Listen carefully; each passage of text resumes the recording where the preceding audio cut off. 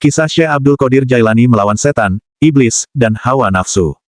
Suatu hari Syekh Abdul Qadir Al-Jailani bermukim sendirian di kawasan Gersang. Setiap hari dan setiap malam setan-setan mendatanginya dengan berbaris dalam wujud manusia jadi-jadian. Para setan tersebut membawa berbagai macam senjata serta memikul berbagai benda yang berbunyi sangat keras.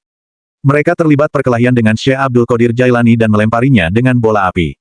Menghadapi kejadian seperti itu, Syekh Abdul Qadir Jailani justru merasakan ketentraman dalam hatinya yang sulit terucapkan dengan kata-kata. Syekh Abdul Qadir Jailani mendengar suara hatinya yang berkata, "Berdirilah dan serang mereka wahai Abdul Qadir Jailani, karena kami selalu siap menambah kekuatanmu, dan kami akan datang dengan pasukan yang tidak mungkin terkalahkan oleh mereka." Kemudian, ia melemparkan satu serangan kepada para setan. Sontak setan-setan itu berlari tunggang langgang dan pergi menghilang. Setelah itu, ada sesosok setan yang mendatanginya dari tengah para setan yang berlari menjauh darinya. Setan tersebut kemudian berkata, "Pergilah dari sini atau aku akan melakukan begini dan begitu kepadamu." Setan tersebut memperingatkan Syekh Abdul Qadir Jailani terkait akibat yang akan diterimanya jika tidak meninggalkan wilayah tersebut.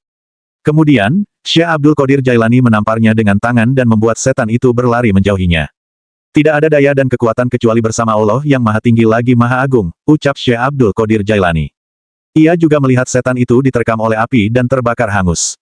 Pada waktu yang lain, Syekh Abdul Qadir Jailani pernah didatangi oleh sosok yang wujudnya menyeramkan, bau badannya menjijikkan dan memuakkan. Sosok tersebut mengatakan, "Aku adalah iblis. Aku datang kepadamu dengan maksud untuk menjadi budakmu, karena kamu telah berhasil menggagalkan segala upayaku dan mengalahkan pengikutku."